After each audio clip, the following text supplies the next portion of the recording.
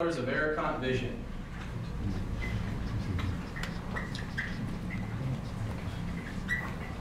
Frame rate.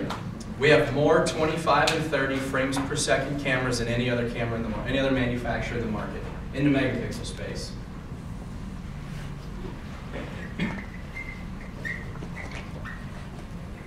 Image quality. Our image quality is the best image quality in the marketplace. That's my opinion. You guys can have your own opinion. But the bottom line is we win 90% of the projects registered with Arecont Vision. When we go in competition, we don't go in and sell the features and the bells and whistles. We hook up our camera on a very big TV and hook it up to any other megapixel camera in the market on a very big TV and say, you pick the image quality that you want. Oh, by the way, number 3, we're less expensive.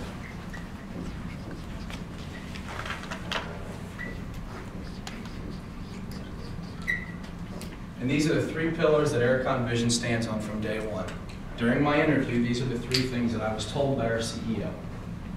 The key thing when it comes to remote focus and autofocus are both image quality and expense. How many times do you focus a camera, focus a lens in a lifetime of a camera? 1. I was just in Vienna last week, and somebody said, yeah, but if somebody hits it, you have to go and you have to refocus it. Yeah, you're right. If you have remote focus or something, you can remotely focus that lens again, but if somebody hit it, in the example you just gave me, the camera's now looking over here. You still have to send a technician to go take that camera, put it back over here. Why doesn't he just focus it when it's there? That's argument number 1. Argument number 2 is if you're only legitimately focusing this camera one time, how many people are business owners here? How many of you own the company? None of you? Well, I don't own the company yet. But if you're the owner of a company, you know that every single item in a product has to be accounted for. Do you know how much that little module costs to put a motorized lens on that camera and the code onto the camera? Do you have any idea? Because you pay for that. You pay for that module on every single one of those cameras that you purchase, whether you use it or not, or you use it once. That seems a little inefficient, driving up the cost of the cameras, which is why we arguably have the least expensive cameras in the market. And then 3rd, autofocus. I went and got the Pelco, was the Marec series, the 2 megapixel Marec series. I had it sitting on my desk for 2 days. And my CEO walks in and goes, so what do you think? And I said, this autofocus is pretty cool. And he goes, well, how so? And I said, well, basically, it's about every 45, 50, 60 minutes. It readjusts the situation, it readjusts and evaluates the field of view, and autofocuses again. He goes, well, that's good. Kind of okay. And he goes, and how's the image quality? So I pull it up, I look at it, and I go, it's not bad. And he goes, not bad, it's out of focus. And I looked again, and he goes, why don't you put our camera up next to it?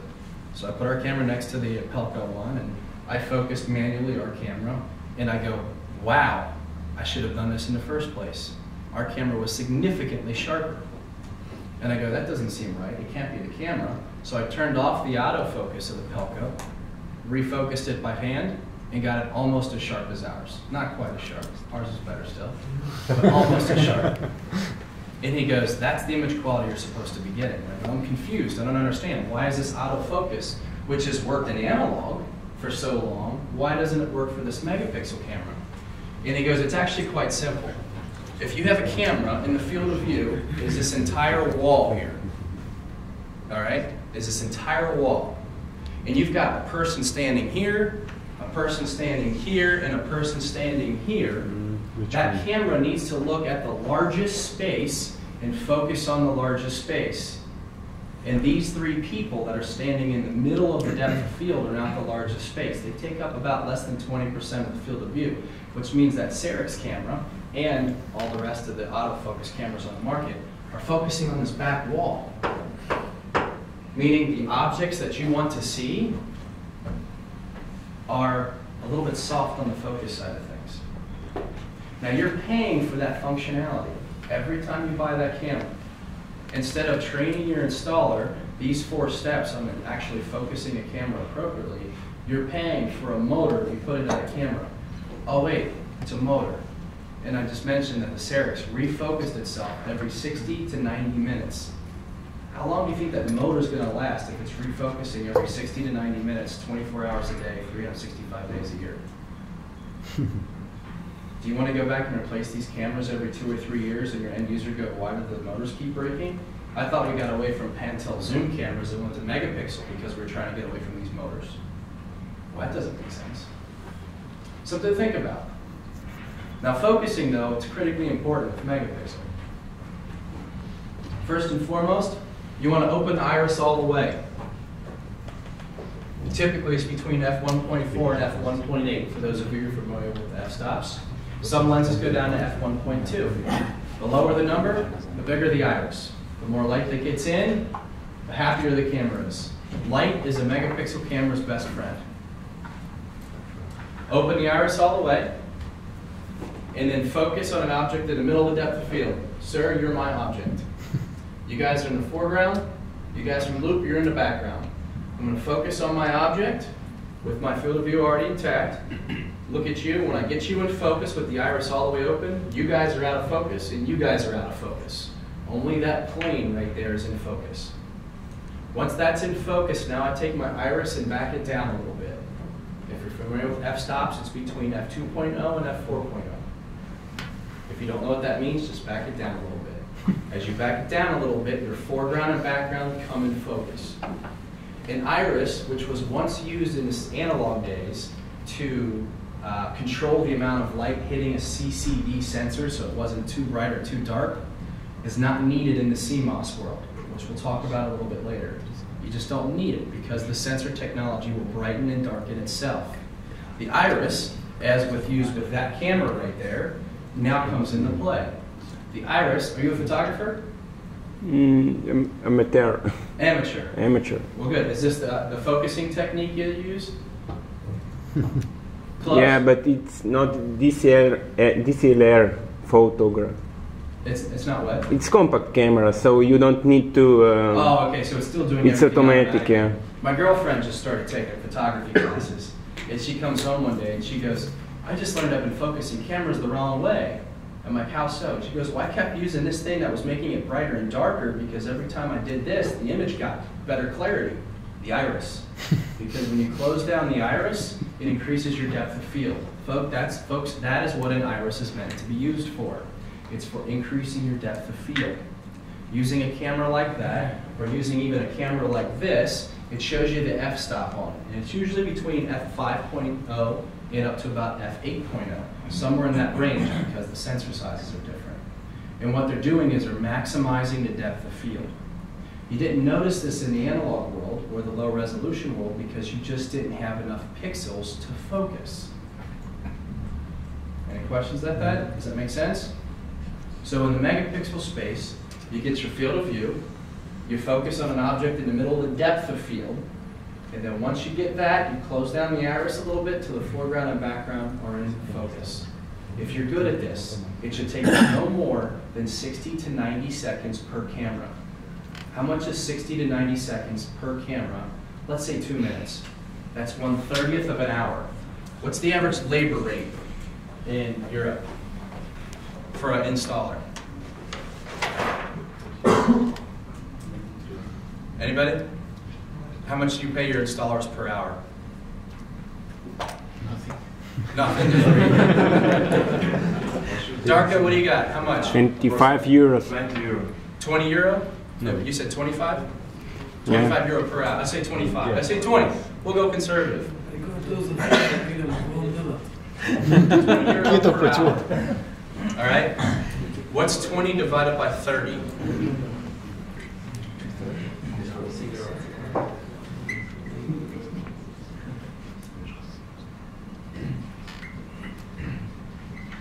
A properly focused camera costs you about €1. How much do you think that motor on a remote focus or autofocus camera costs?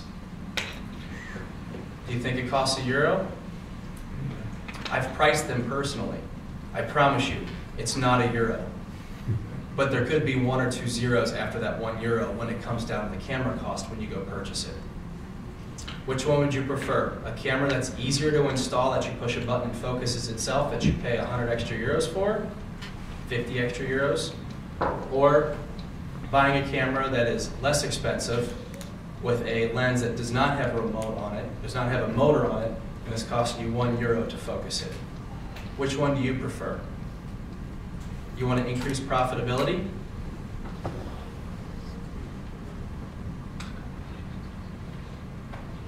You guys starting to see this?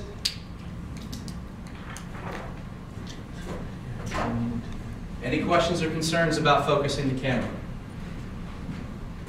One more time. Open the iris, get your field of view, focus on the subject, close down your iris, and get your depth of field. All right. So now we get the basics of what optics are in the megapixel space. All right. All the other laws of optics, 4 millimeters versus 8 millimeters, one bigger than the other, those all stay the same as it was in analog world. Let's put them together. This is an actual use case from a school district in Florida, which is the 4th, Miami-Dade County, which is Miami Beach, South Beach, the 4th largest school district in the United States. And again, I apologize, this is all in English. We'll try to do the metric as we go. So we're securing a hallway in a local high school. The hallway is 200 feet long by 25 feet wide. It's the white, not the green. Okay? The school board has approved the use of a 2105 2 megapixel camera with H.264 and feels that 30 pixels per foot, roughly 100 pixels per meter, is good enough to recognize their students and staff, which was what their requirement was. How many cameras and what lenses should be used to cover the entire hallway and recognize the students? Well, if they approve the use of a 2 megapixel camera, you know that you have 1,600 horizontal pixels divided by the 30 pixels per foot means you're going to cover an area about 53 feet wide, about 15 to 17 meters. That's the green box. This is 53 feet or about 17 meters. So the installer goes and says, well, let's put a 4 millimeter lens on this camera. And we get out to about 34 feet away, almost about 10 meters, and you hit your point of everything from here back has at least the 100 pixels per meter or better. In this application, you need 10 cameras. Folks, did anybody see the news right after 9/11 where they said basically we have no video of the terrorists getting into the airport whatsoever? I'd like to show you LaGuardia Airport. This is exactly how their installation is. You can walk through LaGuardia Airport right up in a little bit right after 9/11 and walk through and a security camera will never see your face. It's very intriguing. But I digress. If, let's say, we choose instead of a 4 millimeter, we use an 8 millimeter, we can go out twice as far, a little over 20 meters away. In this case, we're going to use 5 cameras. Next, we'll go out to 12 millimeters, which is going to be half of the hallway. Again, you'll need 3. If you go out to a 25 millimeter lens, you get the entire hallway with just 1 camera. A second one to complement it on a crisscross. Now, how practical is this? This is real life. The reason this worked is because the hallway ceilings were about like 6 to 8 meters high. Very high. So the cameras were up high enough that they were looking down so they could see over everybody's heads. In reality, this hallway here, it's not 20, at Arecont Vision, our headquarters, it's not 25 feet wide, but it is about 200 to 300 feet long. It is about the size of a football pitch. Okay? And so what we had to do was we actually had 2 cameras on either end and 2 cameras in the middle right here because our ceiling is about this high. And so now we've got 4 cameras crisscrossing. You see the entire hallway with enough pixel density that you can recognize every single one of our employees that goes through.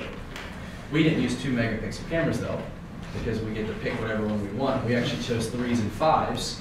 And so you actually are almost to the point where you can identify off of a piece of paper, a picture, that, yeah, that's Jason walking down the hall based upon this picture.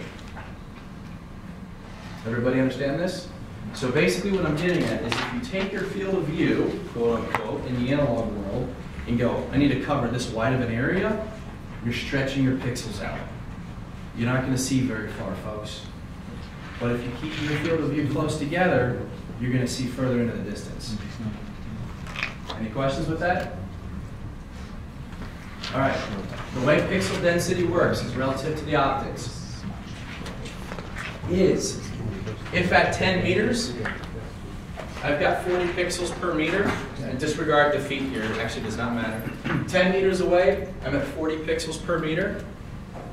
If I double my distance, I cut my pixel density in half, meaning I'll see half as clear, twice as far away.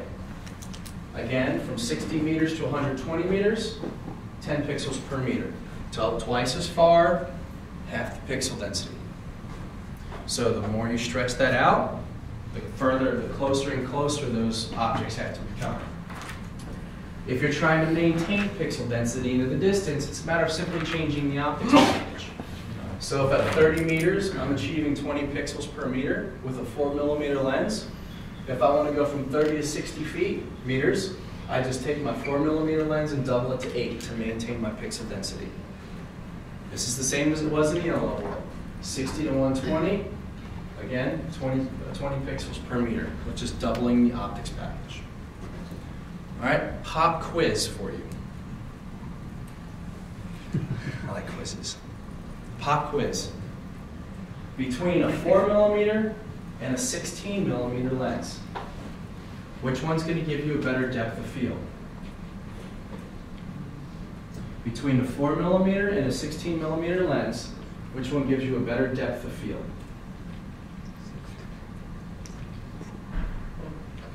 We have a vote for 4. How many people think it's 4? Class participation is a must. How many people think it's 16? So we got a little more people, few more people in 16, about twice as many doing 16 than 4. Anybody else want to vote? In the history of me teaching this class, only 2 people have got this answer right. And the answer is neither. Because your depth of field is controlled by what? F-stop. By what? The F-stop. Your depth of field is controlled by your f-stop. So when you focus the camera, open your iris all the way. Pick an object in the middle of the depth of field, back off the iris to increase your depth of field. It's a little bit of a trick question. The reason it's a trick question is because in our mind, with a tighter field of view lens, like the 16mm, we're going to see better into the distance because our pixel density stays close together versus a 4mm. And in our mind, we equate pixel density into the distance with depth of field. That's not true. Okay? So something to keep in mind. When you go into your, as I mentioned before, if you just take these and put wide angles of view, you're going to lose your image quality. Whereas, think about high-def TV. If you start selling megapixel technology and you go to them and saying, hey, this is like high-def TV. You're getting the picture quality to your house. You deserve to have this for your security system. Keep in mind the angle of view that they use when they're watching sporting games and when they're watching TV shows. How many people have been here to a football game? Live. When you're watching the football game live, you're seeing all 100, 110 meters of that pitch. But on TV, how much are you really seeing? About a third of that. 15. About a third or less when they focus in. And where are those cameras mounted? Way up in the mezzanine level. These cameras are mounted in the second level of these stadiums typically, and their angle of view is about this tight. Not wider than about 30 degrees. So when you're watching high-def TV and you're seeing into the background and seeing the players on the opposite side and seeing the fans and you see them cheering, it's because they're keeping their pixel density they're keeping their pixels close together by using a tight angle lens.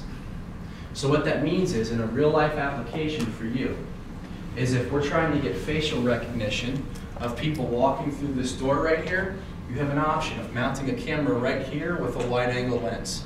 And you'll get it. You'll get it. The field of view covers to both doors here, and you'll see people as they're walking through here. But if they're walking down the hallway leading into this room, if they're coming from down there, you're going to lose them as soon as they get outside that door. So if you take your camera and let's say mount it here, and now your field of view is still the same at the door, you tighten down with a wide, tighter angle lens, your pixels stay tight all the way into the background. Now I don't only have facial recognition at the door, I have facial recognition at the back wall, all the way on the other side of the hallway. You follow me on that? It's a different perspective. Now I'm not telling you to take a camera and mount it on the opposite side of a building because, well, you're going to be